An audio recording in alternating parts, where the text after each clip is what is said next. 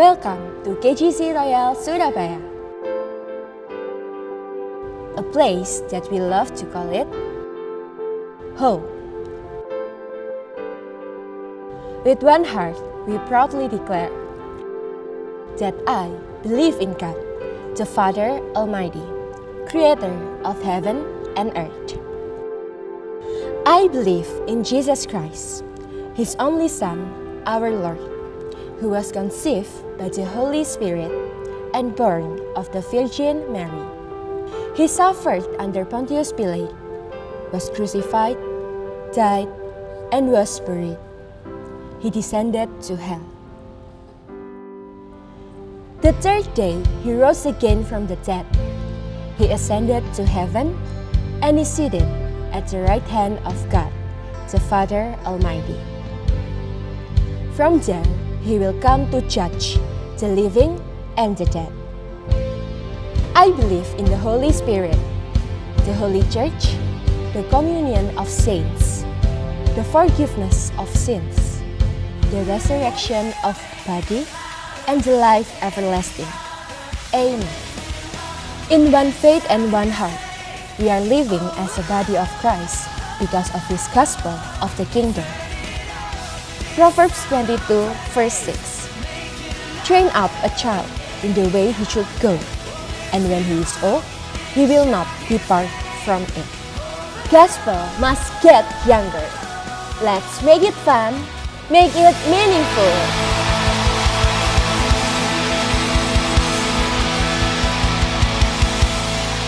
Shalom KGC.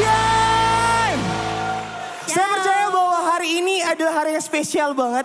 Bukan karena Kohis ulang tahun, bukan. Tapi karena memang Tuhan udah ciptakan hari ini untuk kita nyembah Dia, amin. Amin, haleluya. Semuanya bangkit berdiri semuanya. Bangkit berdiri semuanya, come on church.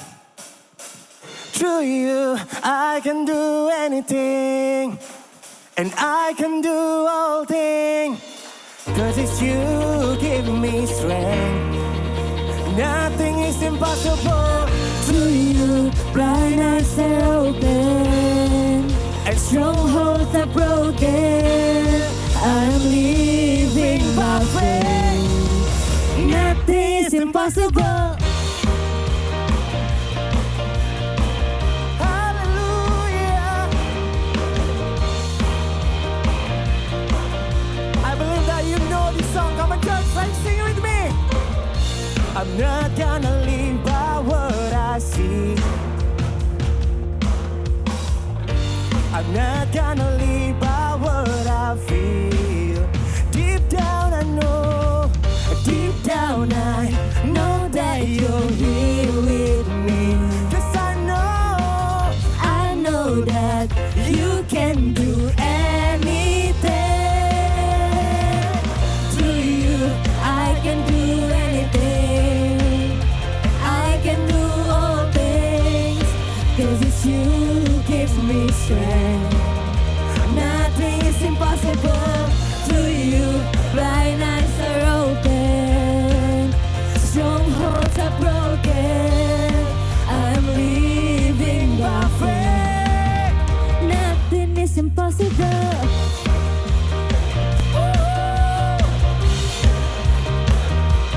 Nothing is impossible. With one voice, come on. I'm not gonna live by what I see. I'm not gonna live by what I feel. 'Cause deep down I know Jesus. Deep down I know that you're here with me. 'Cause I know that you can do anything. Through you, I can do anything. And I can do all things. 'Cause it's you give me strength. Everybody, nothing is impossible. Through you, blind eyes are open. And strongholds are broken. I'm living by faith. Nothing is impossible. Come on, just clap your hands. This is for you, Jesus. declaration, Lord. Woo! Woo! And I believe, say, I believe in you. I believe, say, I believe in you. I believe, and I believe in you.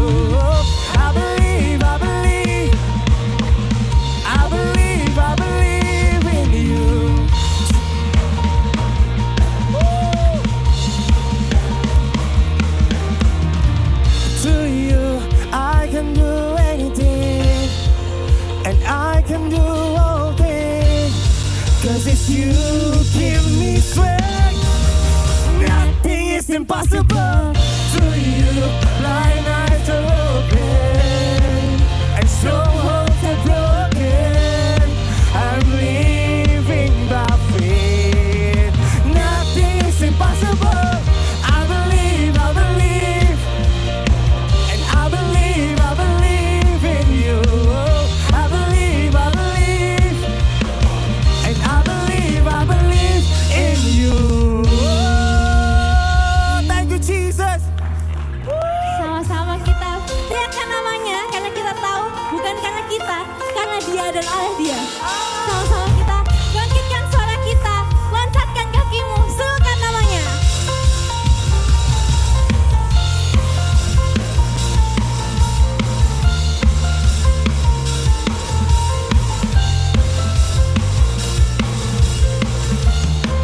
Sama-sama. Ku diberi kuasa bagi Raja mulia, menaklukkan musuh di bawah kakiku. Ku pakai kuasa dari Raja mulia.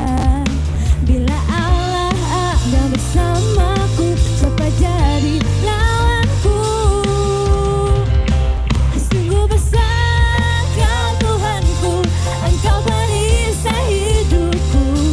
Ku berdiri dengan iman, iman dalam Yesus Tuhan. Kau yang memberi kemenangan, ku bersorak merayakan. Terpujilah Engkau Raja segala raja.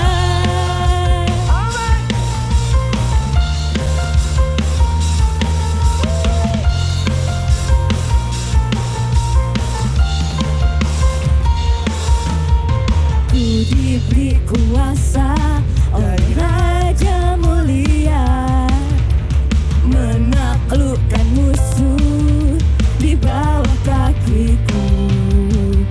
Ku pakai kuasa dari Raja mulia. Bila Allah ada bersamaku, siapa jadi lawanku? Syarat. Bila Allah ada bersamaku, siapa jadi lawanku? Bila Allah ada bersamaku, siapa jadi lawanku? Sungguh besar Kau Tuhanku, Engkau perisai hidupku. Ku berdiri dengan iman, iman dalam Yesus Tuhan. Kau yang memberi kemenangan, ku bersorak merayakan. Terpujilah Engkau Raja segala raja.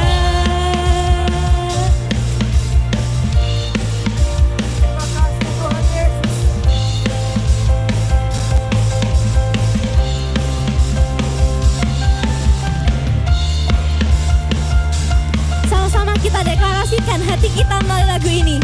So let's sing it louder, musicians. Speak it from your heart. Come on.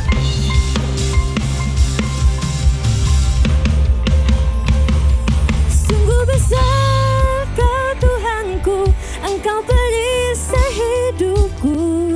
Ku berdiri dengan iman, iman dalam Yesus Tuhan. Kau yang memberi kemenangan, ku bersorak merayakan. Terpujilah Engkau Raja segala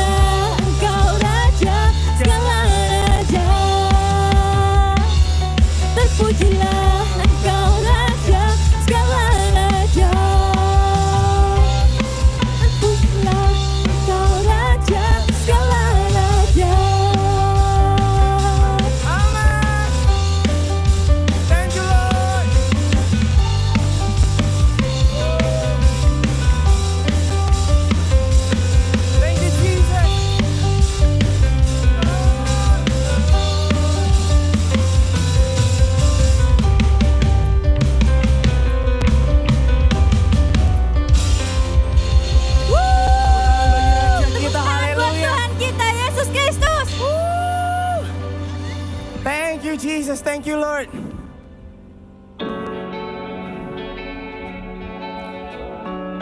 Sebab hanya Engkau yang layak untuk terima pujian kami Tuhan. Thank you Lord.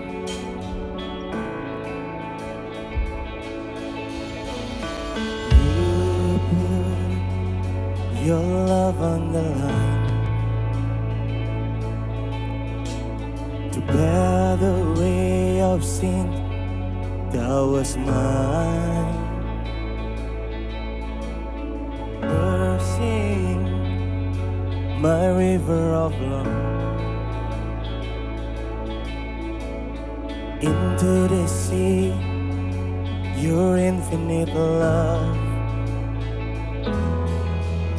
With arms held high, Lord, I give my life, knowing I'm found in Christ, in your love forever. With all I am, in your grace I stand, the greatest of all romance, love of God, my Savior.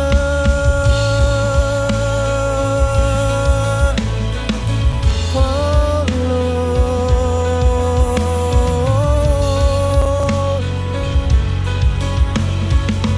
thank you Jesus, thank you Lord. Mercy rolls like hurricane rain, furious love laid waste to my sin.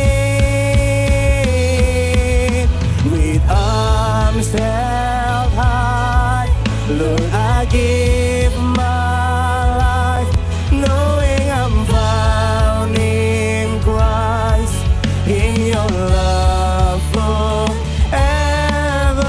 With all I am, in your grace I stand, the greatest of all romance, love of God, my Savior.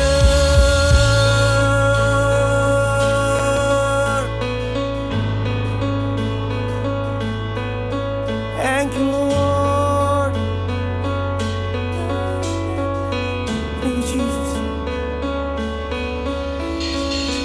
To the one who has rescued my soul, to the one who has welcomed me home, to the one who is Savior of all, I sing forever. To the one who has rescued my soul, to the one who has welcomed me home, to the one who is Savior of all, I sing forever.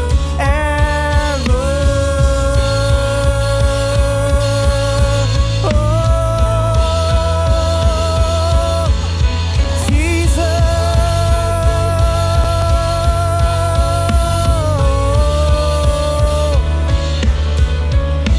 With arms held high, Lord, I give my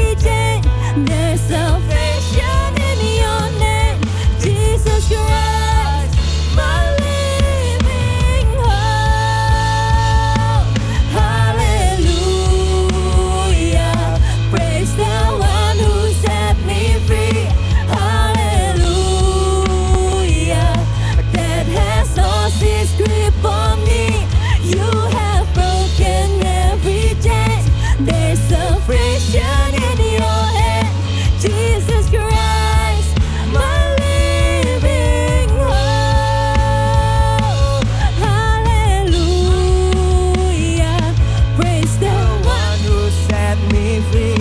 Hallelujah. Death has lost its grip on me. You have broken every chain. There's salvation in your hand.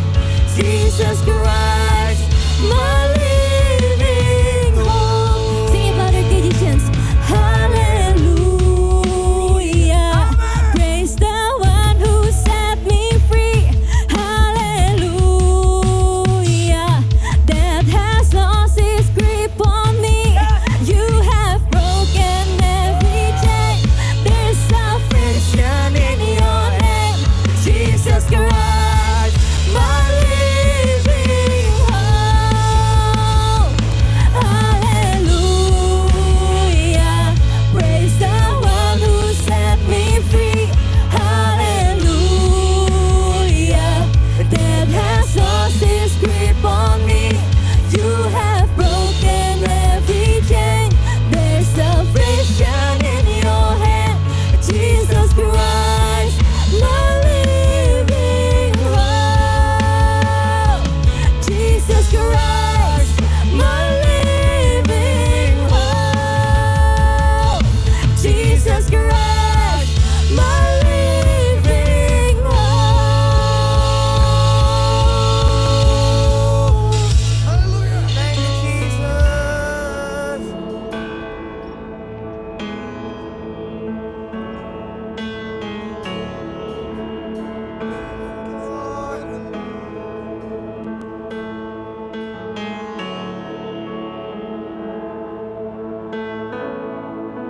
Yuk mari kita ambil waktu sedikit lagi untuk menyembah Tuhan.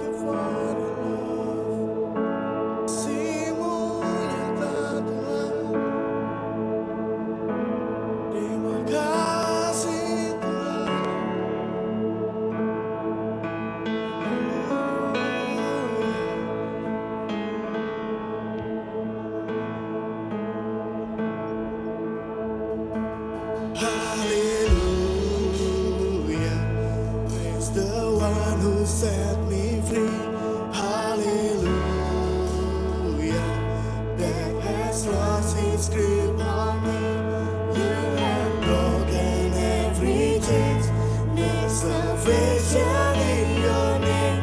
Jesus Christ, my living hope. Hallelujah. Praise the one who set me free. Hallelujah. Death has lost its grip on me. You have broken every chain. There's salvation in your name. Jesus Christ, my living hope. Come on, take it, Hallelujah. Praise the one who set me free. Hallelujah. Death has lost its grip on me. You have broken every chain. There's salvation in your name. Jesus Christ, my living hope. Jesus Christ, my living hope. Jesus Christ, my living hope. Beri kemuliaan bagi Tuhan. Haleluya. Thank you God. Terima kasih Tuhan buat kasih-Mu Tuhan. Thank you for your love. Thank you buat kasih-Mu yang nyata ya Tuhan buat setiap kami. Kau sudah membebaskan kami dari segala ikatan ya Tuhan. Dari segala dosa. Thank you ya Tuhan. Biarlah kasih-Mu terus ada ya Tuhan mengalir dalam hidup kami. Dan sebentar lagi kami akan mendengarkan firman-Mu. Pimpin setiap hati kami Tuhan. Berikan kami hati seorang murid. Hati seorang hamba Tuhan yang mau diajar dan mau dibentuk ya Tuhan. Terima kasih Tuhan, biarlah firman-Mu saja ya Tuhan berbicara pada setiap hati kami. Nyatakan diri-Mu lebih lagi ya Tuhan. Terima kasih Tuhan, dalam Tuhan Yesus kami sudah berdoa dan mengucap syukur. Haleluya. Amen. Silakan duduk Kegisian. Shalom. Okay. Thank you teman-teman prophetic. Keren. Oke.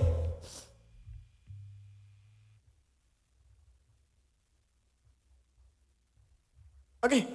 Hari ini kita akan belajar dari Mazmur 127 ayat 1 sampai 5. Oke, aku ajak teman-teman baca barengan ya, oke? Udah ketemu semuanya? Siap. Yang udah ketemu semuanya bisa katakan egois banget nih. Oke, yuk. 3, 2, 1. Nyanyian Siara Salomo. Jikalau bukan Tuhan yang membangun rumah, sia-sialah usaha orang membangunnya. Jikalau bukan Tuhan yang mengawal kota, sia-sialah pengawal berjaga-jaga. Sia-sialah kamu bangun pagi-pagi dan duduk sampai jauh malam, dan makan roti yang diperoleh dengan susah payah, sebab ia memberikannya kepada yang dicintainya pada waktu tidur. Sesungguhnya anak-anak lelaki adalah milik pusaka daripada Tuhan, dan buah kandungan adalah suatu upah. Seperti anak-anak panah di tangan pahlawan, demikianlah anak-anak pada masa muda. Berbahagialah orang yang telah membuat penuh tabung panahnya dengan semua itu, ia tidak akan mendapat malu apabila ia berbicara dengan musuh-musuh di pintu gerbang. Amin. Lagi kayak gini. Oke, hari ini aku bakal bagi jadi 2 part. Part pertama ayat 1 sampai 2. Dan part kedua lanjut kalau rame. Enggak. Bercanda. Oke. Part keduanya ayat 3 sampai 5. Oke, so let's go to part 1. Salomo. Siapa sih yang enggak tahu Salomo? Ada yang enggak tahu Salomo? Salomo. Oke, ditulis di Alkitab di 1 Raja-Raja. Karena ditulis Tuhan membuat Salomo itu menjadi raja yang besar. Sehingga tidak ada raja yang seperti dia sebelum atau sesudah dia di muka bumi ini. Apa coba yang kurang dari Salomo? Pintar, terkenal, kaya, punya segalanya. Sampai Ratu Negeri Seba pun itu mengagumi hikmat Salomo. Waktu itu dia datang dengan pasukannya dan ingin ngetes, pengen tahu sih seberapa, apakah benar yang dia dengar. Salomo itu begitu berhikmat. Sampai sana ternyata bukan cuma terbukti aja Salomo itu berhikmat, tapi Ratu Seba pun memuji attitude para pegawai dan pelayannya. Salomo membangun istana dan seluruh isinya dengan sangat baik. So, semua orang punya keinginan menjadi seperti Salomo, ya enggak sih?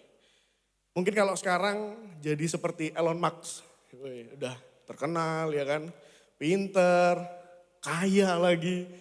Ya kan, cita-cita anak muda adalah kaya di komsel kita, komsel kami sih kayak gitu pengen ya, kaya udah. Dan lain sebagainya. Semua orang pengen seperti itu. Tapi ada hal yang menarik dari Salomo yang kita baca barusan di ayat 1 sama 2. Dengan segala hal yang dia punya, dengan segala hal yang Salomo punya, Salomo tuh nganggap semuanya itu sia-sia. Semuanya sia-sia tanpa Tuhan. Kenapa Salomo bisa nganggap semuanya sia-sia? Karena Salomo punya dan melihat yang lebih mulia yaitu Tuhan sendiri. Nah, kita kadang sering kemakan sama standar dunia guys. Ya gak sih? Umur segini harus punya ini. Kalau mau cantik itu harus begitu. Kalau misalnya mau ganteng itu harus seperti ini. Kalau misalnya pengen keren itu harus kayak gini. Dan lain sebagainya. Mesti fitness, biar keren. Dan lain sebagainya. Apa itu salah? Gak sepenuhnya salah, tapi gak semuanya benar. Nah, Ya baik sih, kita punya impian, kita punya target, kita pengen jadi seperti siapa misalnya, jadi seperti A, seperti B gitu ya. Itu nggak apa-apa. Tapi kalau kita mengorbankan segalanya untuk mendapatkan hal-hal yang sementara, itu yang salah. That's the problem guys. Kita bekerja, kita belajar, mati-matian, kayak dipecutin ya kan. Kita mengerjakannya semua hanya untuk pembuktian. Membuktikan kalau kita bisa, aku ini bisa, aku gak mau direndahin. Wah kayak gitu-gitulah. Dunia itu terlalu banyak menuntut guys. Too loud, too noise. Banyak banget. Ayo masa nilaimu disalib sama Burhan. Jadi nomor 1 dong. Masa kalah sama dia. Terus apalagi misalnya. Ayo omset masih sedikit. Kerja. Hari ini gak pulang. Kalau gak sampai nutup omsetnya. Aduh sampai apalagi. Ayo temanmu udah bisa beli ini itu. Masa kamu gini-gini aja. Kita akhirnya mengorbankan semuanya. Mengorbankan kesehatan kita. Kita mengorbankan waktu kita. Bahkan kita mengorbankan keluarga kita.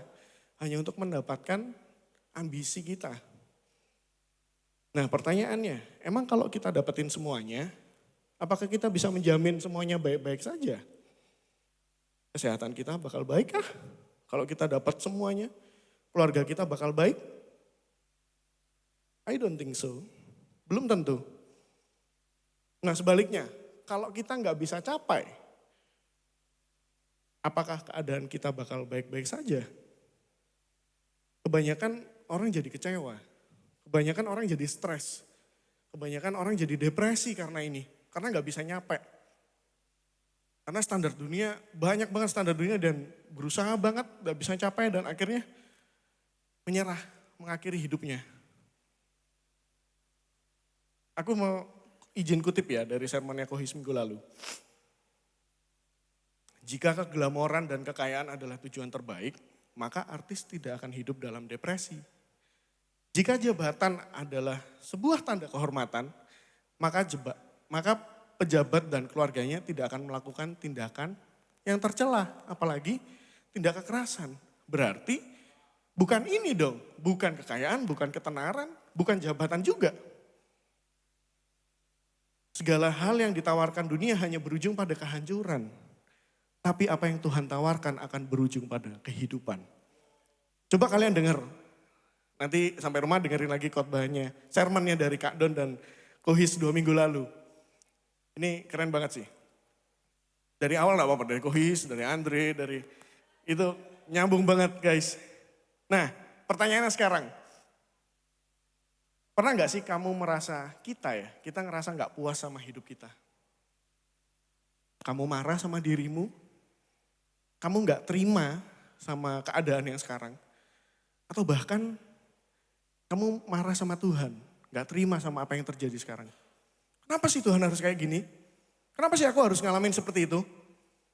Dia itu loh Tuhan, gak pernah ke gereja tapi baik-baik aja. Aku yang pelayanan tiap minggu, gak pernah absen. Kok ya begini-begini aja, kok susah ya Tuhan. Penuh banget pikiran kita. Nah, pernah gak guys? Coba diingat-ingat. I have been there. Aku pernah juga di sana. Kalau kita semua pernah ngalamin, itu artinya we need rest guys. Kita butuh istirahat. Coba sekarang kayak gini ingat-ingat kira-kira terakhir kapan sih kita rest? Oh bed rest. Oh kemarin Sabtu kok. Sabtu itu hari restku.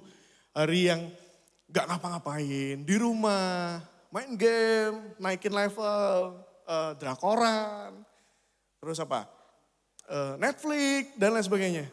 Udah hari Sabtu, tiap hari Sabtu tuh udah nganggur. Nah tapi pernah gak sih kita di rumah atau di kos ya, gak ngapa-ngapain gitu, nonton TV doang atau Netflix-an doang, makan, tiduran, rebahan. Tapi kita tetap ngerasa capek. Kita pengen rest, kita pengen tidur, tapi gak bisa karena pikirannya jalan terus nih. Aduh, kepikiran kuliah, kepikiran skripsi. Kayaknya relate banget ya. kepikiran kerjaan, masih omset masih jauh dan lain sebagainya. Nah, rest yang aku maksud di sini adalah tenang. Kapan kita bisa tenang? Kapan terakhir kita merasa tenang? Nah, anyway guys, kadang kita selalu mikir kalau pikiran kita yang harus rest. Ya gak sih? Tapi sebenarnya yang harus rest itu adalah hati kita. Rest di mana? Rest di hadirat Tuhan. Tenang dalam hadirat Tuhan. Tenang dalam kendali Tuhan. Walaupun secara dunia kita belum bisa capek semuanya. Belum bisa mendapatkan semuanya. Tapi kita bisa tetap tenang. Kapan terakhir kita merasakan itu? Kapan kita benar merasa tenang? Atau mungkin ditambahin pertanyaannya. Kapan kita kita merasa tenang dengan siapa? Nah lo. Loh kok harus hati? Bukannya yang sepaneng tuh pikiran ya? Kan yang jalan terus pikiran. Nah contohnya nih, semisal. Contoh gampang. Kita lagi patah hati nih. Aduh sakit banget ya kan. Lagi patah hati. Pilek. Mendramatisir. Lagi sakit hati terus. Aduh berhari-hari mungkin berjam-jam kayak. Aduh cek nolongsone aku ya kayak sakit pol. Terus tiba-tiba kan lapar ya udah berjam-jam ya kan. Berhari-hari bahkan belum makan. Terus akhirnya belum sampai asam lambung. Perutnya ngirim sinyal nih, gue lapar bong. Gue lapar bang. Ayo makan dong. Kirim ke pikiran kan. Pikiran kirim, ayo makan. Tapi si hatinya kayak, enggak deh, enggak mood aku, enggak mau makan. Lah pikiran mau apa coba? Terus akhirnya, lah ya apa sih orang ini? Lambung kasihan. Terus akhirnya kita sakit malahan. Kita kelaparan, kita sakit, asam lambung naik. Iya kan? Jadi bukannya tambah baik malah tambah gak karu-karuan. Tambah memperkeruh keadaan. Nah itu mengapa hati kita yang perlu rest. That's why kenapa Tuhan berurusan sama hati kita. Biar Tuhan yang mengoreksi lagi hati kita. Mengkalibrasi hati kita supaya kita bisa jalan lagi sama rencananya. Pun hikmat yang diberikan Tuhan pada Salomo bukan pada pikiran. Tapi pada hatinya. Iya tahu. Ayo coba lihat di 1 Raja-Raja 3 ayat 12. Maka sesungguhnya aku melakukan sesuai dengan permintaanmu itu. Salomo pun minta itu. Sesungguhnya aku memberikan kepadamu hati yang penuh hikmat dan pengertian. Sehingga sebelum engkau tidak ada seorang pun seperti engkau dan sesudah engkau takkan bangkit seorang pun seperti engkau. Nah hikmat itu berbicara tentang respon hati. Dan yang ingin Tuhan ubahkan itu hati kita, bukan pikiran kita. Pikiran tuh otomatis bakal ngikutin hati sih. Iya gak sih? Kayak tadi misalnya hatinya tetap ya udah deh makannya gak apa-apa ya makan. Ya makan. Mungkin makannya kebablasan jadinya. Ya, biar hatinya sembuh. Nah tapi akhirnya hatinya yang ngikutin. Pikiran yang ngikutin. Nah ini ada dua tipe orang nih. Dua tipe orang yang di dunia ini yang ngadepin restnya kayak gimana. Yang pertama gak bisa rest, sibuk, ngelakuin ini. Aku mesti ngelakuin ini kok. Ayo Komsel, gak bisa aku ada ini, ada kampus, ada ini, ngelakuin ini semua, itu semua. Dan gak bisa rest karena terlalu sibuk. Karena apa? Dihantui rasa takut gagal, takut dikecewain, takut gak diakui. Aku harus ada di situ biar aku diakui kalau aku hebat. Aku harus di situ karena biar aku diakui aku ada di sana dan aku berdampak. Saking sibuknya sampai ngorbanin orang lain supaya bisa tenang. Memaksakan kehendak orang lain demi ambisinya tercapai. Supaya apa? Supaya dia bisa tenang. Karena kalau udah ambisinya tercapai dia baru tenang. Tapi mesti ngorbanin orang lain. Maksain kehendak orang lain dan lain sebagainya. Orang pertama. Orang kedua. Ya wis do nothing. Ya udahlah. Udah gini sih. Kayak ya udah nyerah, udah pasrah aku. Mau ngapain lagi? Gak ada, ya ginilah kondisi gue sekarang. Gak ada yang bisa gue lakuin lagi. Daripada gagal. Mungkin udah gagal semuanya, udahlah nyerah aku. Udah gak ngapa-ngapain deh. Atau mungkin daripada gagal semua mending aku gak ngapa-ngapain. Iya kan? Daripada gagal jadi kacau, ya udah aku diam aja. Ini kayak, aduh men. Ini dua res yang salah guys. Yang boleh itu adalah sudut pandang seperti Salomo. Hidupnya itu tidak terikat pada kemegahannya yang dia punya. Dia nggak keikat dengan hartanya, dia nggak keikat sama hikmatnya. Karena dia melihat dan punya yang lebih mulia yaitu Tuhan. Ya Salomo bisa tenang kok, kan dia punya segalanya lah. Orang punya segalanya ya tenang lah. Lah aku yang pas-pasan nih ya apa? Gimana aku yang pas-pasan? Ya apa bisa tenang? Nah aku ambil ini ya di versi BIMK yang Mazmur 127 ayat 2. Di situ dibilang, percuma saja bekerja keras mencari nafkah, bangun pagi-pagi dan tidur larut malam. Sebab Tuhan menyediakan bagi mereka yang dikasihinya, sementara mereka sedang tidur. Salomo nulis sendiri, percuma bekerja keras mencari nafkah dari pagi sampai malam. Oleh gitu kita gak usah ngapa-ngapain kok, tidur aja. Kan Tuhan memberikan pada waktu tidur. Ya gak gitu juga konsepnya Bambang. Kita tetap ngelakuin. Yang mesti kita seharus sadari adalah dalam setiap segi kehidupan kita itu ada rencana Tuhan di dalamnya. Rencana Tuhan itu indah guys. Rencana Tuhan itu besar banget. Yang buat kita gagal melihat rencana Tuhan yang besar dan indah itu adalah ekspektasi ego kita.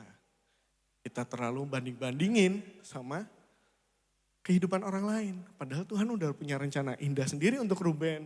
Tuhan punya rencana indah sendiri untuk Zeva dan lain sebagainya. Kayak gitu. Nah, gak kebetulan juga kita kuliah atau kita kerja atau mungkin yang magang di tempat kita sekarang. Yang kita sedang kuliah di sana atau kita kerja di sana, itu bukan suatu kebetulan. Tuhan ingin kita mengelola dengan baik untuk kemuliaan Tuhan. Kita melakukan segala kesibukan kita ini bukan untuk membuktikan atau menunjukkan pada dunia kalau kita hebat. Tapi kita ingin menunjukkan Allah yang hebat bekerja dalam kehidupan kita. Jadi saat kita melakukan aktivitas kita tidak dikendalikan lagi oleh apa yang lagi tren di dunia ini. Matius 6 ayat 33 dibilang, tetapi carilah dahulu kerajaan Allah dan kebenarannya, maka semuanya itu akan ditambahkan kepadamu. Nah fokusnya jangan dibalik, fokusnya jangan di semuanya itu akan ditambahkan kepadamu. Karena semuanya itu akan ditambahkan kepadamu itu bersifatnya sementara guys. Fokusnya harus ke cari dulu ke kerajaan Allah dan kebenarannya. Karena apa? Saat kita cari sesuatu hal yang kekal, kita gak bakal lagi dipusingin oleh pencapaian orang, kita gak diganggu dengan kesuksesan orang, kita bisa jalani hidup ini dengan tenang karena kita percaya Tuhan pegang kendali sepenuhnya dalam hidup kita. Apapun kondisi hidup kita, musim hidup kita, fokusnya itu bukan lagi tentang apa yang bisa kita capai, tapi dengan siapa dan oleh karena siapa kita bisa sampai di titik ini. So mungkin di part pertama ini kita coba cek lagi hati kita. Apa sih yang jadi, di mana sih kita meletakkan hidup kita ini? Rest kita di mana? Dan kita masuk ke part 2. Nah, part 2 ini di ayat 3 sampai 5 ya. Ayat 3 sampai 5 ini reverse to Kejadian 33 ayat 5. Jadi backgroundnya Salomo ini menuliskan dari kisahnya Yakub. Coba ya aku bacain. Sesungguhnya anak-anak lelaki adalah milik pusaka daripada Tuhan dan buah kandungan adalah suatu upah. Seperti anak-anak panah di tangan pahlawan, demikianlah anak-anak pada masa muda. Berbahagialah orang yang membuat penuh tabung panahnya dengan semuanya itu. Ia tidak akan mendapat malu apabila ia berbicara dengan musuh-musuh di depan pintu gerbang. Anak laki-laki di sini bukan berarti yang anak-anak cewek jadi bukan milik pusaka Tuhan, enggak. Tapi karena ini reverse to Kejadian 33 ayat 5 yang dimana Yakub waktu itu sedang hidup di tengah pelarian, hidup di tengah ketakutan, hidup di tengah penipuan dan lain sebagainya. Tapi Tuhan tetap memberikan berkat yang dimana anak laki-laki ini waktu itu adalah harapan bagi bangsa Israel. Dan Tuhan memberikan anak laki-laki pada Yakub itu banyak guys, gak cuma satu.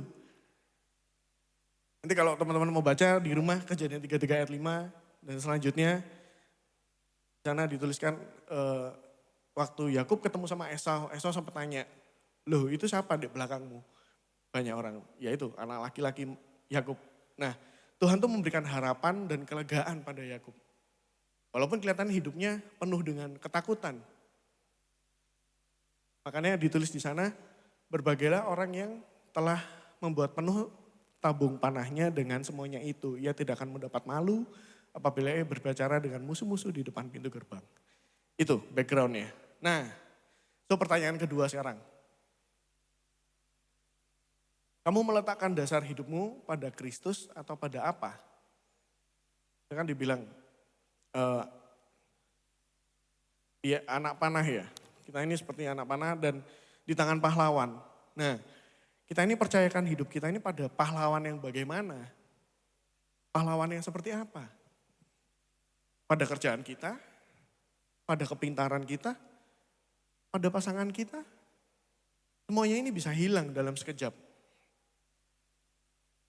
Saat kita pegang yang gampang hilang, ya kan? Yang kita pegang hilang, Saat kita yang pegang dan yang kita pegang ini hilang, kita bakal jadi kehilangan arah, ya enggak sih? Kita berharap, kita menggantungkan hidup kita pada kerjaan misalnya. Tiba-tiba kita di PHK. Terus kita bakal jadi kehilangan arah. Kita bingung, gak karu-karuan.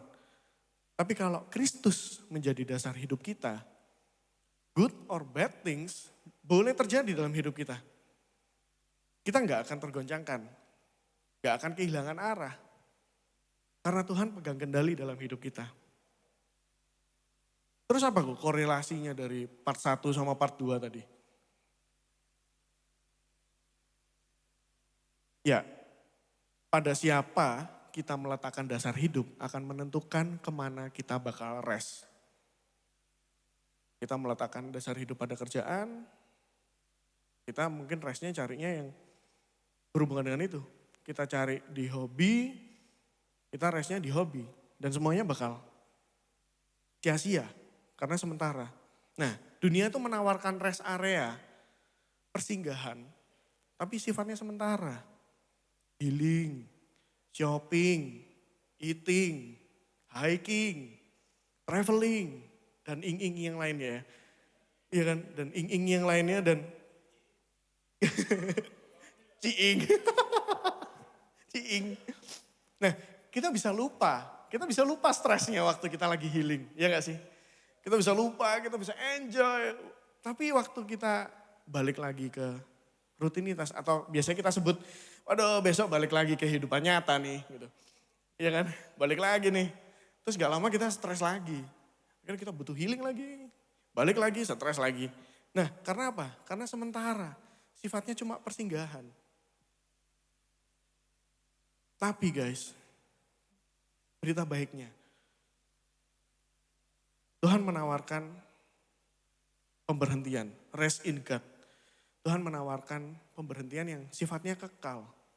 Apapun yang terjadi dalam hidup kita, mau gampang, mau susah, mau saat kita lagi gak enak, mau kita lagi enak, waktu kita bertaut sama Tuhan, nempel sama Tuhan, melekat penuh sama Tuhan dan percaya penuh sama Tuhan, kita akan tetap tenang. Dan Tuhan telah menganugerahkan anaknya laki-laki, putranya yang tunggal, yaitu Yesus Kristus. Tuhan memberikan kita kelegaan lewat anaknya, ketenangan, kepuasan, dan harapan. Seperti yang dibilang tadi di Mazmur 127 ayat yang kelima, yang terakhir. Itu kan dibilang berbagailah orang yang telah membuat penuh tabung panahnya. Dan ia gak bakal malu waktu ketemu musuh-musuhnya di penuh gerbang. Nah, Tuhan ini udah menawarkan diri guys. Memberikan kita ketenangan, kelegaan, kepuasan, dan harapan. Masa iya kok? Iya, coba nih Matius 11 ayat 28. Marilah kepadaku semua yang letih lesu dan berbeban berat. Aku akan memberikan kelegaan kepadamu. Kita nggak bakal bisa ngerasain. Atau gini, kita nggak bakal bisa percaya kalau kita nggak ngerasain sendiri. That's why kenapa kita harus buka diri, buka hati kita, minta pimpinan Tuhan, dan membuka hati kita supaya Tuhan mimpin, dan biarlah Tuhan yang mengubah hati kita. Itu baru kalian bisa ngerasain sendiri apa kelegaan yang Tuhan kasih.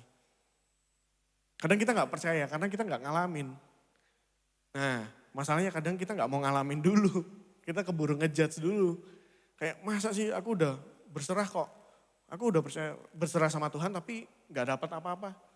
Ya kita masih naruh expect sama Tuhan. Harusnya kita benar-benar berserah.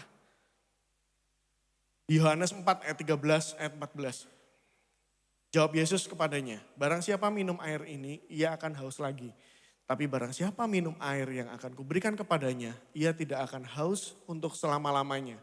Sebaliknya, air yang akan kuberikan kepadanya akan menjadi mata air di dalam dirinya yang terus-menerus memancar sampai kepada hidup yang kekal. Sini kondisinya waktu itu adalah seorang perempuan Samaria yang haus. Dan Tuhan ngasih ayat ini. Dan perempuan itu menemukan kelegaan guys. Nah gak cuma di cerita itu doang guys. Kita pun bisa ngalaminnya. Kalau kita mau percaya, kalau kita mau buka diri kita mau buka hati kita untuk Tuhan proses. So guys masih mau cari atau mengandalkan dunia yang bukannya kita malah lega tapi malah kita tambah capek. Malah kita tambah hancur malahan. Karena yang dunia berikan sementara. Tapi yang Tuhan kasih, yang Tuhan tawarkan itu selamanya kekal. Gak ada kata terlambat guys untuk kembali ke Tuhan. Selama masih ada kesempatan, it's mean Tuhan masih memberikan kita kesempatan lagi. Kesempatan kedua untuk kembali padanya. Tuhan sendiri yang datang dan memberikan kita Roh Kudusnya. Roh Kudusnya itu gak cuma dikasih doang. Kita masih aktifin. Roh Kudus bisa jadi apa? Bisa jadi roh penghibur yang menyegarkan jiwa kita. Roh Kudus juga yang membawa kita dekat pada Tuhan. Bukan usaha kita, tapi Roh Kudus. Sukacita Tuhan yang meneguhkan hati kita. Dan hasratnya membangkitkan hidup kita. Roh Kudus juga sebagai roh penolong yang memampukan jiwa kita untuk melanjutkan rencana Tuhan. Tanpa kuasa Tuhan kita gak bakal bisa. Karena kita gak mampu guys. That's why kita bukan mencari kuasa Tuhan. Kita bukan mengusahakan supaya Tuhan memberikan kita kekuatan. Tapi Tuhan sendiri yang datang. Dan kuasanya ini yang memampukan kita.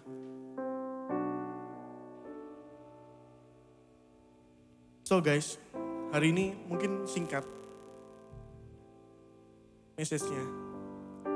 Tapi biarlah hari ini bisa jadi perenungan. Selama ini aku naruh hidupku ini di mana sih? Selama ini aku menggantungkan hidupku di apa? Apakah di Tuhan atau di hal-hal yang dunia? Kenapa sih aku sering capek? Aku berharap hari ini kita bisa dapat jawaban kenapa kita sering capek, kenapa kita sering stres, kenapa kita sering depresi, kenapa kita sering nyerah. Karena kita berusaha sedemikian rupa dengan usaha kita sendiri. Padahal Tuhan udah nawarin, aku ini beserta loh bersamamu, aku gak ninggalin kamu. Kamu ada di sini, itu bukan aku terus taruh, terus tak biarin aja, enggak. Tuhan naruh kita di satu titik, di satu tempat. Tuhan ada di sana.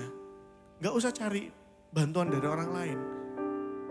Ambil waktu untuk tenang. Ambil waktu untuk menenangkan hati kita.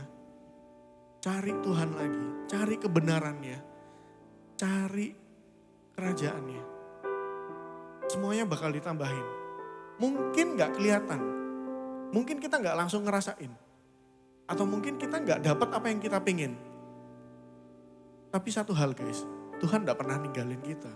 Bukankah itu yang lebih berharga daripada apapun yang kita terima, apapun yang kita pingin. Hari ini mari kita ambil waktu sejenak untuk merenungkan lagi. Untuk mengembalikan lagi hati kita pada Tuhan. Kita mau minta ampun, gak apa-apa. Mau doa ke Tuhan apapun itu. Aku berikan waktu 1 menit buat teman-teman bisa ngobrol sama Tuhan. Nyatain semua apa yang jadi pergumulanmu, apa yang jadi isi hatimu. Dan biarlah kita bisa benar-benar rest. Dan kita bisa menyadarkan hidup kita benar-benar pada Tuhan. Bukan lagi pada dunia. Atau lagi bukan pada apapun itu. So take time guys.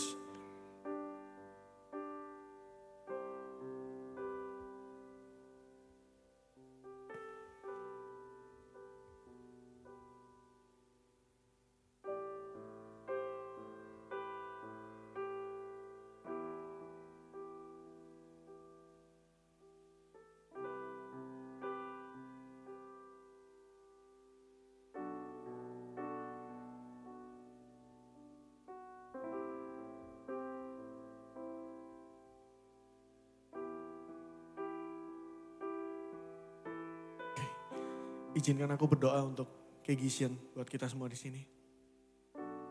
Tuhan, terima kasih buat firman-Mu hari ini. Terima kasih buat teguran-Mu ya Tuhan.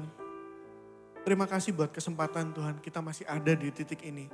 Kita masih ada untuk sekarang, kita masih bisa berdiri, kita masih bisa hidup, kita masih bisa beraktivitas. Thank you Tuhan buat semuanya. Dan ampuni Tuhan kalau kami meragukan-Mu, kami meragukan rencana-Mu ya Tuhan. Hari ini kami mau kembalikan lagi Tuhan fokus kita kepadamu. Kami mau kembalikan lagi Tuhan hati kami hanya untuk-Mu ya Tuhan. Karena kami tahu di dalam-Mu kami aman Tuhan. Di dalam-Mu kami tenang. Dan hanya Engkau yang bisa memberikan kelegaan. Hanya Engkau yang bisa memberikan ketenangan. Dan biarlah kami bisa menjalani setiap hidup kami, setiap rencana yang Kau berikan dengan tenang ya Tuhan. Karena kita tahu Engkau Allah Immanuel, Allah yang beserta dengan kita. Apapun musim hidup kami ya Tuhan. Dan Tuhan terus berproses ya Tuhan. Proses hati kami, bentuk hati kami, biar hati kami bisa menjadi seperti hati yang Kau inginkan ya Tuhan. Biarlah hidup kami bisa menjadi hidup yang Engkau inginkan ya Tuhan. Thank you buat semuanya. Thank you buat keluarga. Terima kasih buat saudara. Terima kasih buat kuliah. Terima kasih buat sekolah. Terima kasih buat tempat kerjaan yang Kau berikan ya Tuhan pada hidup kami. Dan biarlah di sana kami bisa jadi dampak, bisa jadi berkat. Bukan kita malah memperkeruh keadaan, tapi kita bisa menjadi dampak di sana, bisa menyatakan kasih-Mu. Dan bisa menyatakan damai-Mu di sana ya Tuhan. Terima kasih Tuhan, pimpin setiap hidup kami. Hari ini mungkin sermon Ruben gak sempurna Tuhan, tapi Ruben percaya Roh Kudus-Mu menyatakan lebih lagi ya Tuhan pada setiap hati kami. Berbicara lebih lagi, berproses lebih lagi ya Tuhan. Dan nyatakanlah diri-Mu setiap hari ya Tuhan. Terima kasih, biarlah firman-Mu ini jadi pelita dan jadi terang bagi hidup kami ya Tuhan. Dalam nama Tuhan Yesus, kami sudah berdoa dan mengucap syukur. Haleluya. Amen.